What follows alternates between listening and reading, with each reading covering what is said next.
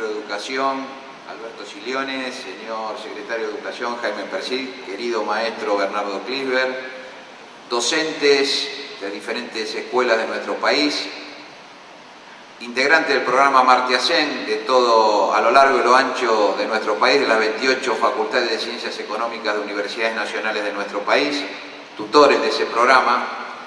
Como decano de la Facultad y vicerrector de la Universidad de Buenos Aires, la verdad que para nosotros es una enorme satisfacción ver cómo esta tarea que venimos desarrollando desde hace muchos años en nuestra facultad va creciendo y se va agrandando día a día. Ustedes se preguntarán, muchos los que están acá, los que no son de ciencias económicas, ¿qué tienen que ver las ciencias económicas con este tema? Justamente este es uno de los problemas centrales. Si las ciencias económicas tuvieran que ver mucho más con la ética, seguramente muchos de los problemas que nosotros tenemos en este mundo globalizado, esta crisis global, que muchos hablan de economía, de finanzas, pero nosotros estamos convencidos que es una crisis de valores éticos profundos. Porque aquel que en algún lugar en una oficina de Wall Street está tomando una decisión, la hace previendo solamente algunos intereses que tienen que ver con su factor económico y no tiene en cuenta la repercusión de su decisión. Y cuando miente descaradamente a los inversores que van a confiar en él sus ahorros de toda la vida y les presenta paquetes de inversión técnicamente incomprensibles hasta para especialistas, que él sabe a ciencia cierta que no tiene el fundamento adecuado desde el punto de vista técnico, lo que está haciendo es mandar a la marginalidad a millones de personas. Lo que está haciendo es no una acción directa. Yo siempre digo, la diferencia entre los de ciencias económicas u otras profesiones es que nuestros actos no lo vemos en forma directa a la cara de la persona al cual perjudicamos o beneficiamos. Como un médico que va y cura a su paciente o tiene la mala dicha de que ese paciente no puede ser curado. En nuestro caso, esa persona que toma esa decisión en una oficina suntuosa, en un lugar lejano, está extendiendo esa decisión a todas partes del mundo. Y muchas personas se ven afectadas por esa decisión. Y es por eso que nosotros, desde nuestra facultad, creemos que esto hay que cambiarlo. Tenemos que volver a las fuentes. Tenemos que volver a ver a la ética, a la responsabilidad social del profesional como algo transversal a todas las disciplinas. Porque estamos claros que damos los mejores conocimientos científicos, técnicos o académicos, pero hay algo que hemos dejado de dar, hay algo que hemos dejado de transmitir, y lo hemos empezado a hacer desde hace mucho tiempo en nuestra facultad, con Bernardo Clisber a la cabeza, que es un precursor, un hombre de nuestra facultad, de nuestra universidad, reconocido mundialmente, y que con él hemos creado una escuela en nuestra facultad que se ha extendido no solo a todas las facultades de ciencias económicas de universidades nacionales del país. Hoy entre ustedes están becarios de todas estas facultades, donde nosotros tenemos el orgullo de coordinar esta tarea con toda la República Argentina y ver cómo ya la tercer camada de jóvenes, por eso estamos en condiciones de decir que es un programa que se ha mantenido en el tiempo, están recibiendo la mejor formación en valores éticos, en responsabilidad social, para transmitirla a las diferentes organizaciones donde van a desarrollar sus tareas. Y una de las organizaciones trascendentales donde nosotros tenemos que desarrollar esta tarea es las organizaciones que tienen que ver con el sector educativo. La gestión pública en el sector educativo es trascendental porque toma al ser humano desde el inicio de su formación. Y los que somos especialistas en el área de gestión, tenemos que cambiar el paradigma de la relación que tiene que ver con la gestión pública.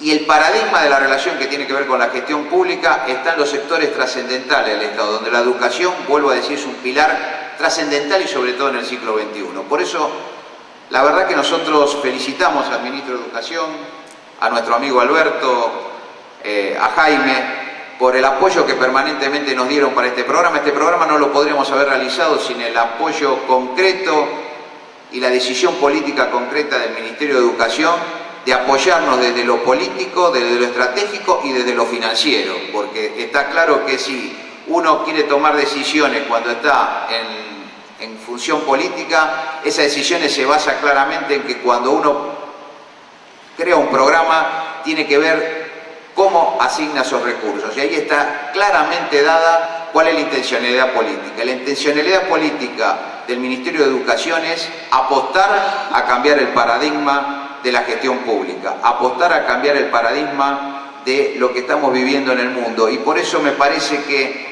hoy que estamos en condiciones de tener una masa crítica de docentes jóvenes, porque los alumnos que ustedes van a ver acá son próximos graduados o recién graduados de las distintas carreras de ciencias económicas, especialistas en gestión, que van a tener que interactuar necesariamente con todas las organizaciones públicas o privadas. Y queremos que hagan una interacción muy fuerte con aquellos que tienen la responsabilidad de llevar adelante la educación en los diferentes niveles del país.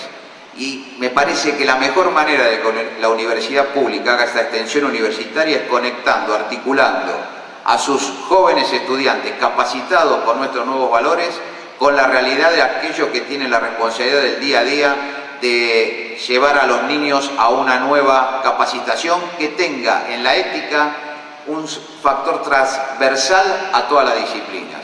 Recién decía Bernardo en una entrevista y el ministro que la ética no es una materia para darlo en forma específica. La ética es una materia, un contenido básico que se tiene que dar en todas las disciplinas. Un profesor de ciencias exactas, un profesor de ciencias sociales, un profesor de ciencias naturales, tiene que hablar de ética. Tiene que ver la ética en cada uno de los contenidos que él va dando. Porque esto va a hacer que el día de mañana, cuando los jóvenes que hoy están cursando el primario, cursen luego en alguna universidad, lleguen a tomar decisiones como las que yo le daba como ejemplo, van a tener ya inserto dentro de su ADN, dentro de su lógica de pensamiento, que cualquier decisión que tomen en su vida profesional o laboral tiene que estar regida por una ética. Para nosotros es un orgullo estar trabajando en esto. Agradecemos al Ministerio de Educación y a nuestro maestro Bernardo Crisber por estar creando esta nueva camada de docentes que van a transformar seguramente el paradigma de la economía. Así que espero que disfruten esta conferencia de nuestro maestro y muchas gracias a todos.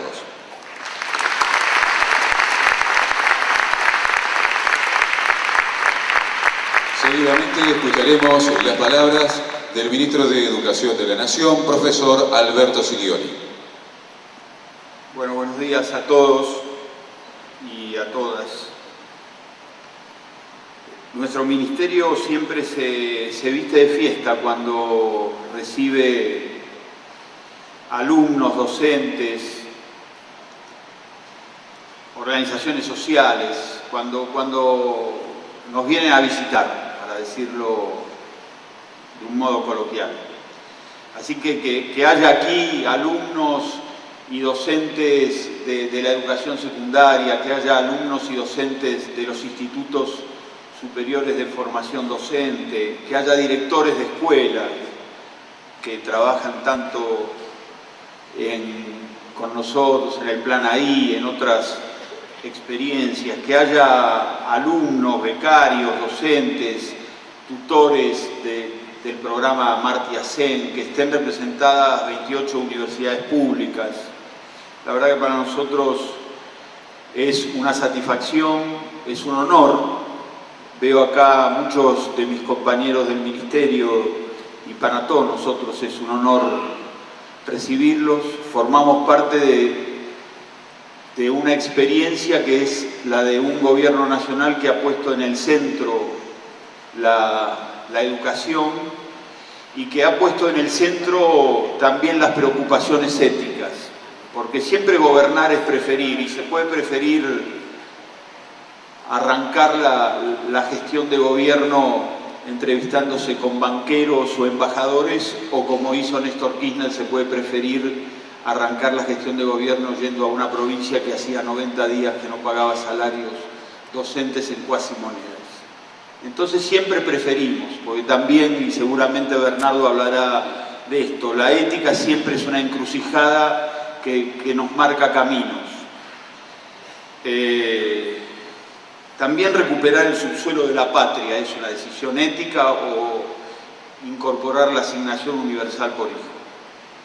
Entonces, desde ese lugar, en donde digo que no estamos solos, sino formamos parte de un gobierno, necesitamos o sentimos, para decirlo mejor, la necesidad de alimentar estas cosas, de escuchar a los que saben. En este caso, Bernardo no inaugura la reflexión axiológica en este ministerio, pero la reverdece, le da un notable impulso que nosotros agradecemos y aprendemos de él singularmente todos los días. Por eso esto también queremos en algún sentido compartirlo con ustedes y ratificar ese rumbo, ratificar el rumbo de nuestra Secretaría de Políticas Universitarias en torno al programa Amartya Sen, que también mejora la educación pública de las universidades argentinas. Esto después seguramente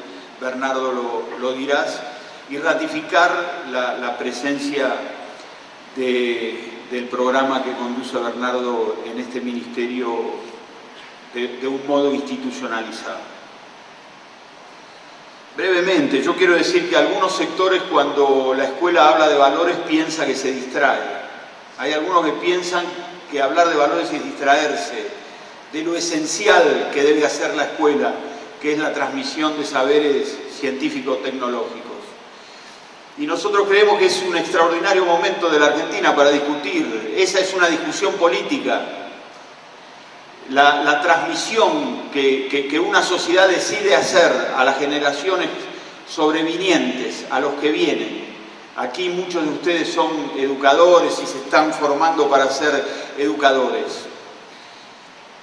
Quizá cuesta menos o cuesta ver cuál es la condición política de la transmisión de los accidentes geográficos, pero transmitir la memoria o no transmitirla, transmitir la ética o no transmitirla, transmitir las buenas prácticas o no transmitirlas, es una decisión política. Si miro para otro lado y soslayo el pasado próximo de la Argentina y no hablo de lo que pasó, es una decisión política. Nuestra presidenta dice que no somos neutrales y la educación no es una práctica neutra. Ustedes están a punto de ser educadores, los que están estudiando para esto, y hay otros que ya lo son educadores que nos emocionan y que le tenemos enorme respeto por la tarea que todos los días hacen en sus institutos y en sus escuelas. Y saben, certifican todos los días y a cada paso que lo que digo no es una invención teórica, es de todos los días, es una decisión. Hay escuelas en algún lugar del mundo que invitan a inmolarse y a ponerse un cinturón de granadas, o hay otras que exaltan el individualismo, o hay otras que exaltan la competencia. Eso se puede hacer en una escuela. También se puede hacer todo lo contrario. Lo que nosotros queremos hacer, la verdad que es una decisión que también toman los estados. Entonces, quiero decir, cuando asistimos a una pelea entre dos adolescentes o dos chicas adolescentes y la única reacción que tienen los que están alrededor es filmarla o alentar a una de las dos o a uno de los dos, estamos asistiendo a un fracaso social. Estamos fracasando como sociedad. Es un fracaso de la familia, es un fracaso de la ética, es un fracaso de la escuela. No puede ocurrir eso. Entonces estas cosas nosotros pensamos que se pueden discutir, nosotros pensamos que la escuela debe ser un lugar donde el viento de las ideas transcurra y nos sacuda cotidianamente, y que debe haber apertura a las ideas de todos, pero que no puede haber silencio pedagógico ante la falta de respeto, ante la discriminación de cualquier tipo. Y a veces las escuelas escuchan las señales y a veces las escuelas no escuchan las señales. Y hay escuelas que hacen selectividad de sus alumnos y prefieren que los malos, pongo comillas por supuesto, no se inscriban en el ciclo que viene o no aceptan repetidores, porque así creen que educan.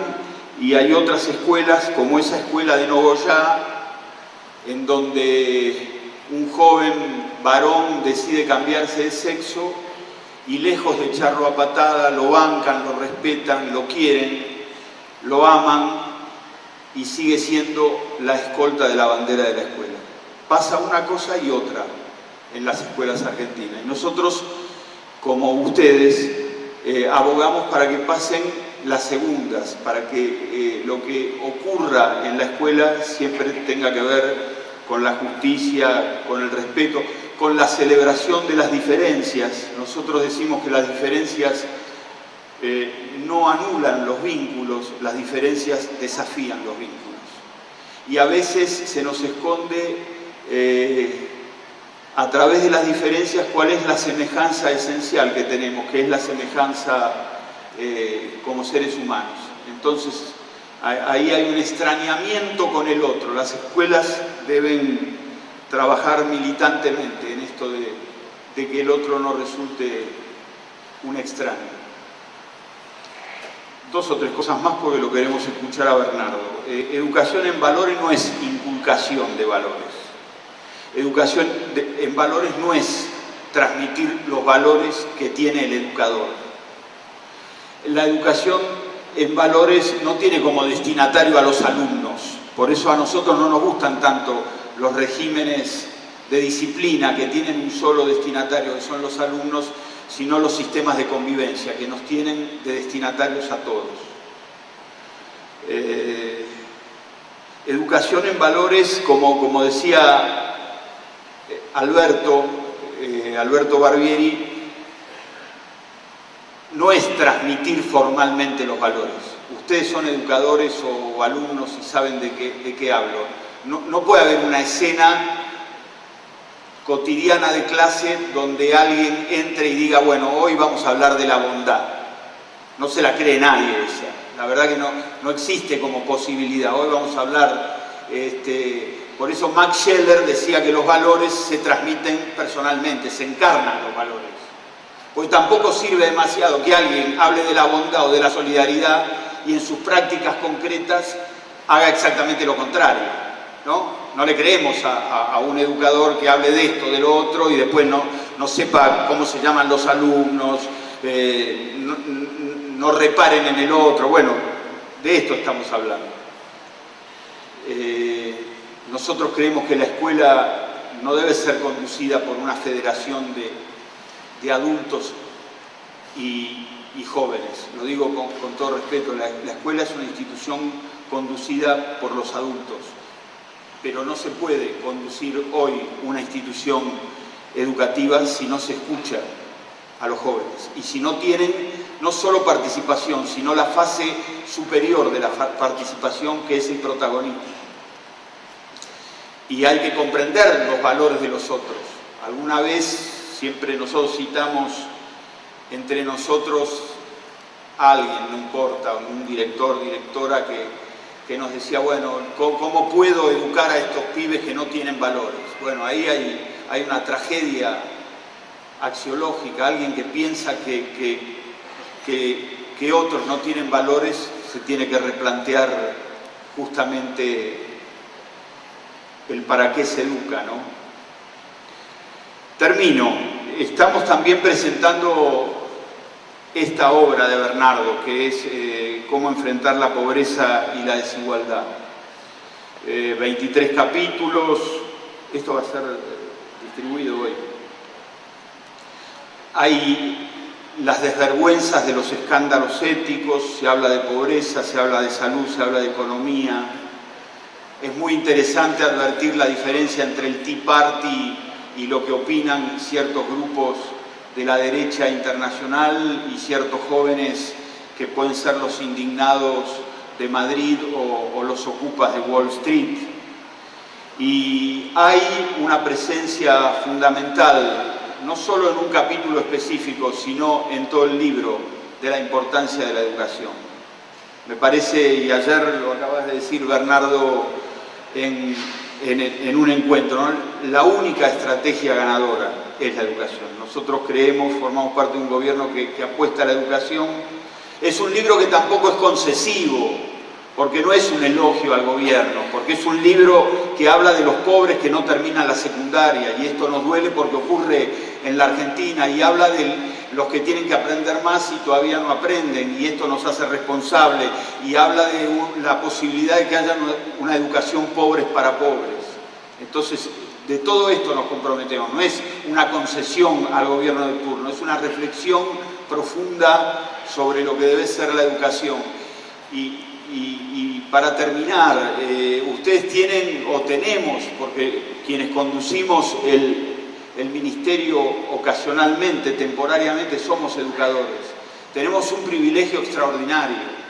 Ser educador es un privilegio extraordinario, que es intervenir positivamente en la biografía de otra persona y ayudar a su emancipación, y en esa colaboración el otro colabora conmigo, porque todos mejoramos en esa relación. Entonces, en algún sentido, esto es lo que venimos nosotros a compartir con ustedes a través de las políticas del Ministerio y a través de la participación que tenemos en el Amartya Sen, y la participación cada vez más creciente que tiene Bernardo en las políticas axiológicas de este ministerio. Nosotros, y con esto sí de verdad termino, y esto a veces también lo dice Bernardo, nosotros venimos de años donde se rompió la noción de semejante. La dictadura rompe la noción de semejante. Los 90 rompen la noción de semejante. Es muy interesante, si deben conocer muchos, pero si otros les interesa, hay filósofos que trabajan la noción de alteridad, del otro, qué hacer con el otro. Y esto me parece que es en algún sentido la clave de esta discusión o de esta propuesta. Yo me meto en una temática que es absolutamente tuya, pero que yo lo digo. Algunos filósofos que tratan la alteridad sitúan el inicio de la reflexión sobre esto en el Génesis. En el capítulo 4 del Génesis, que todos lo conocemos, hay una escena extraordinaria, que es la escena en donde Caín ya mató a Abel, y Dios le pregunta qué sabe sobre su hermano, si sabe dónde está su hermano. Y Caín responde una de las preguntas más potentes de la historia de la alteridad humana. Caín dice: ¿acaso yo debo ocuparme de mi hermano? Esa es una pregunta transhistórica, que no tiene edad. Y la respuesta a esa pregunta es siempre sí. Entonces, la educación lo que hace es, en algún sentido, responder esa pregunta que no tiene edad. ¿Acaso debemos ocuparnos de nuestros hermanos? Sí. Y la educación es una de las herramientas más extraordinarias para poder ocuparnos efectivamente de nuestros hermanos, sobre todo de aquellos que menos tienen, que están más lejos del aprendizaje y que están más lejos de las escuelas. Así que volvemos a agradecerles a todos, y Alberto, agradecimiento, y Bernardo, creo que te están esperando escuchar a vos. Muchas gracias.